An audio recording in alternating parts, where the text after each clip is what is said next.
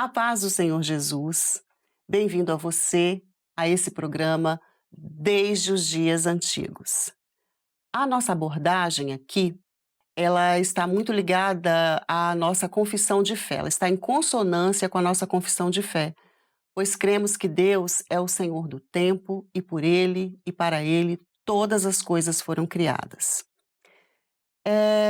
Eu vou fazer uma pergunta e nós vamos respondê-la ao longo do programa de hoje. A pergunta é a seguinte, Raquel: seriam os rios descritos no Éden, na Bíblia, os mesmos que nós vemos no Crescente Fértil, assim posto em vários livros didáticos? Primeiramente, faremos uma abordagem acerca das primeiras civilizações antigas. Não é consenso entre os historiadores qual das grandes civilizações teria se desenvolvido primeiro. Muitos acreditam que teria sido a civilização egípcia, outros acreditam que seria a mesopotâmica, entre os rios Tigre e Eufrates, né? Apesar das discussões acerca de qual civilização teria despontado primeiro, entende-se que o desenvolvimento mais ou menos acentuado de determinado povo estaria relacionado a uma série de fatores, mas, sobretudo, à geografia, especialmente ao clima, regiões muito frias ou muito quentes, muito secas ou muito úmidas, apresentariam desafios maiores ao desenvolvimento das civilizações. Já regiões com climas mais estáveis e equilibrados ofereceriam condições mais adequadas ao surgimento das mesmas. Bom, alguns filósofos e historiadores consideram que as primeiras civilizações foram formadas por povos nômades conquistadores. A partir desses povos, as culturas primitivas teriam se desenvolvido. Uma fonte bem possível de encontrarmos essas prerrogativas está em História das Civilizações, de Fernand Braudel. Raquel, quando nós nos debruçamos sobre esses relatos bíblicos, temos algumas regiões e alguns rios mencionados nos capítulos iniciais de Gênesis, especialmente em Gênesis 2, do versículo 10 até o 14, que diz assim: no Éden nascia um rio que irrigava o jardim e depois se dividia em quatro. O nome do primeiro é Pison. Ele percorre toda a terra de Havilá, onde existe ouro. O ouro daquela terra é excelente. Lá também existem o bidélio e a pedra de ônix. O segundo, que percorre toda a terra de Cush, é o Gion. E o terceiro, que corre pelo lado leste da Assíria, é o Tigre. E o quarto rio é o Eufrates. Cláudia, agora retomando aquela sua pergunta inicial. Esses rios, Tigre e Eufrates, seriam os mesmos descritos na Bíblia? Quando analisamos a descrição bíblica e os quatro rios que banhavam o Jardim do Éden, pelas coordenadas indicadas no texto, é possível depreender que não seriam exatamente os mesmos. Mas também precisamos refletir que a geografia da Terra após o dilúvio ela é completamente diferente da configuração pré-diluviana, de forma a não ser possível indicar exatamente o local da primeira habitação humana. Temos até uma imagem e alguns estudiosos eles têm algumas possibilidades para a localização. Mas uma interpretação atualmente aceita é que os sobreviventes do dilúvio teriam então batizado os rios Tigre e Eufrates em memória aos rios existentes antes do dilúvio. Mas não é possível, Cláudia, precisar exatamente, tendo em vista a proporção do evento bíblico que marcou a vida na Terra em seus primórdios. Raquel, você já ouviu esse termo que eu citei anteriormente, crescente fértil? Então, esse conceito foi utilizado pela primeira vez por James Henry Bredsted. Ele era um arqueólogo, né, do século XX, e em 1906, referindo-se à região onde se desenvolveram técnicas de cultivo que permitiram a fixação de um grande número de pessoas, ele cita esse termo crescente fértil. O desenvolvimento da agricultura e a domesticação de animais possibilitaram a fixação da população em determinado território, passando do nomadismo ao sedentarismo, promovendo uma significativa transformação no modo de vida das pessoas. Tão grande essa transformação que ficou denominada de Revolução Agrícola. A partir do desenvolvimento das técnicas agrícolas e tendo disponíveis condições favoráveis e ferramentas adequadas de cultivo, os grupos humanos começaram a expandir suas produções econômicas, culturais, possibilitando a ampliação da vivência dos pequenos grupos de pessoas em aldeias e, com o passar do tempo, a formação de civilizações ao redor de cidades. Via de regra, as civilizações se desenvolveram às margens de rios, ficando conhecidas como civilizações fluviais. Na região onde atualmente localiza-se o Oriente Médio, nasceram algumas das grandes civilizações, mais especificamente os povos mesopotâmicos, a citar sumérios, amoritas, acadianos, babilônicos, assírios, caldeus, além dos fenícios, dos hebreus e dos persas. A região que ficou conhecida como Crescente Fértil era localizado entre os rios Tigre e Eufrates e levou esse nome porque, ao ser visto no mapa, o desenho de sua formação, se estendendo até o Nilo, no Egito, lembrava uma lua crescente.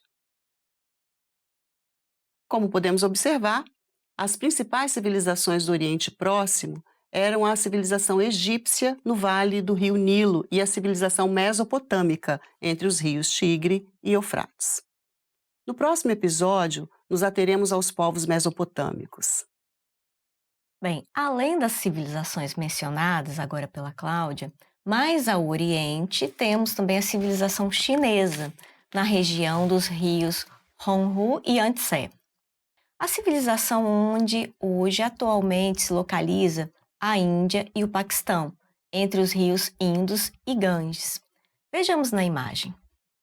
Cláudia, e nas Américas, existiram grandes civilizações? Sim. Na região onde hoje localizam-se as Américas do Norte, Central e do Sul, antes da chegada dos europeus, viveram civilizações bastante complexas. É comum, inclusive, Cláudia, a nomenclatura América pré-colombiana, para fazer menção ao estudo das Américas antes da chegada dos europeus no continente. Essa nomenclatura de América pré-colombiana nos traz uma reflexão, porque traz a Europa como referencial de civilização. Mas ao estudarmos a forma de organização de vida desses povos, vamos perceber o grau de complexidade da sua organização e suas culturas distintas da cultura europeia. Bem, vamos falar então dos maias. Já que a gente está falando de civilizações mais complexas, nós não vamos citar as anteriores, tá? Os maias, a civilização maia teria existido por volta dos séculos 3 ao 12 depois de Cristo, embora haja um entendimento quanto ao período de existência, né? Ele não guarde assim, uma unanimidade entre os historiadores. Os maias teriam se desenvolvido na região da Mesoamérica, onde hoje temos a América Central, principalmente na península de Yucatán, na parte sul do México e em outras regiões próximas ali, onde hoje localiza-se atualmente a Guatemala, Honduras, El Salvador e Belize. Embora os maias não estivessem organizados de forma unificada ou centralizada, possuíam uma organização complexa, com base em trocas comerciais, culturais e religiosas. A sociedade dos maias se organizava em cidades-estados, relativamente independentes, com uma população entre 50 e 120 mil pessoas, vivendo principalmente de forma extrativista, com base na coleta e na caça. Possivelmente, as técnicas agrícolas teriam se desenvolvido apenas nos séculos 9 e 10. As principais cidades eram Palenque, Iatitlã, Copán e Uxmal. As pirâmides arquitetônicas foram principais marcos dessa civilização. A maior delas, a pirâmide Kukulcã, conhecida também como O Castelo, no sítio arqueológico de Chichén Itzá, em México. A estrutura social dessa civilização também era organizada de forma piramidal. Então, se a gente for pensar numa pirâmide social, o chefe supremo, chamado Alak Yunik, ocupava o topo dessa hierarquia social, junto com as famílias reinantes. Esse cargo era de caráter hereditário. Ao lado do chefe supremo estava o Arhucan, um sacerdote, uma espécie de sacerdote que dominava o poder religioso e dirigia todos os rituais. Os administradores estavam um pouco abaixo na pirâmide social, entre eles os denominados Bat-Rabs, juízes que controlavam as religiões ligadas ao Império Maia. Outra parcela da população eram os militares, cujo líder era denominado de Nacon.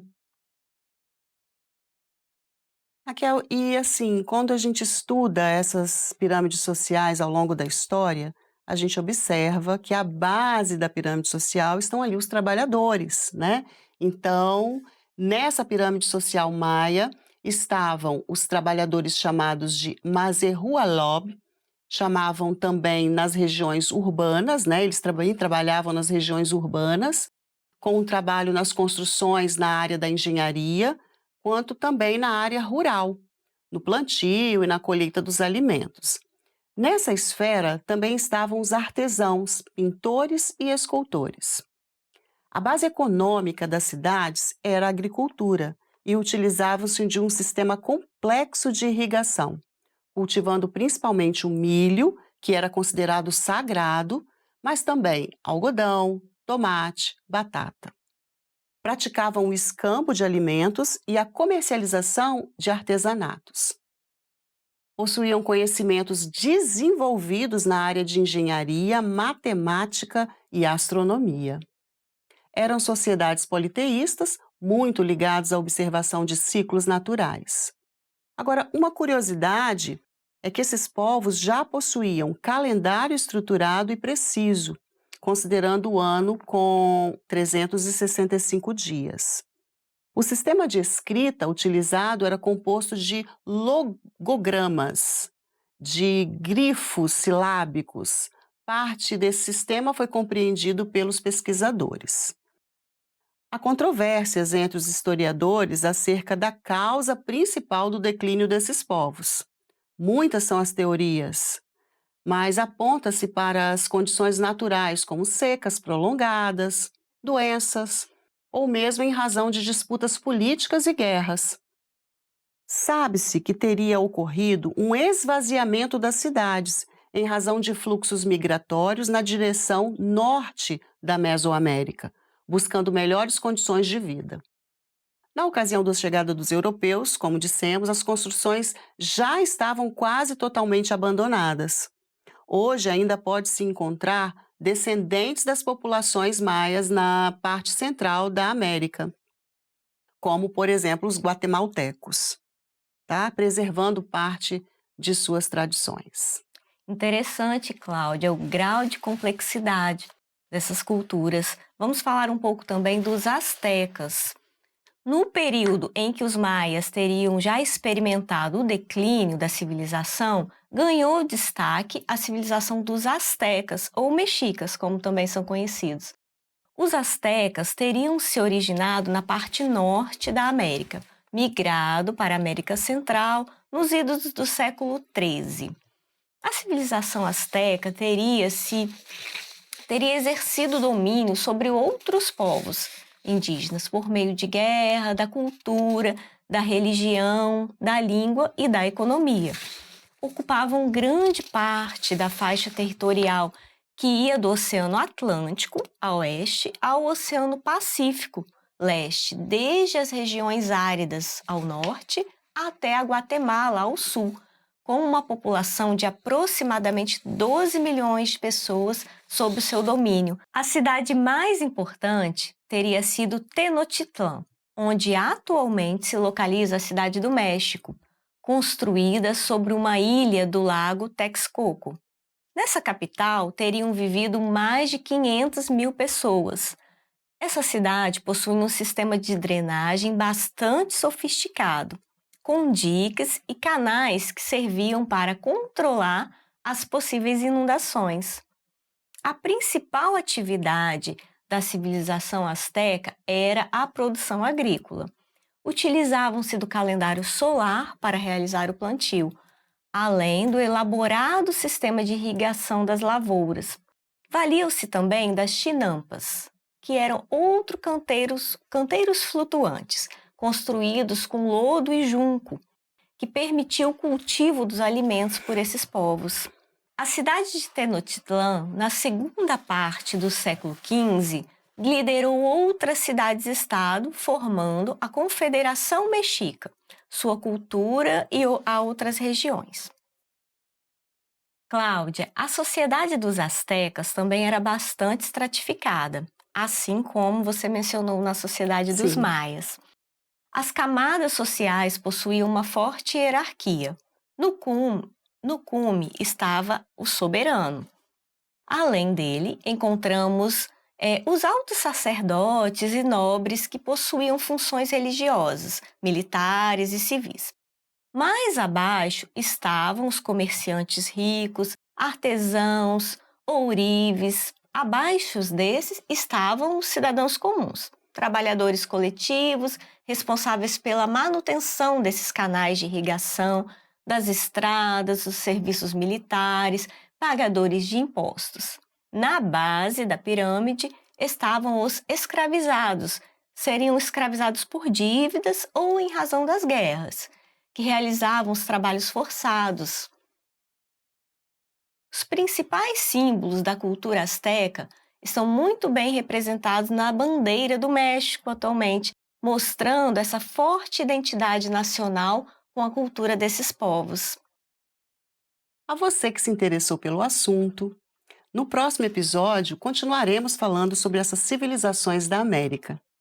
Nos despedimos agora de você, que nos prestigiou com a sua atenção até aqui. Nos acompanhe no próximo episódio. Muito obrigada e a paz do Senhor.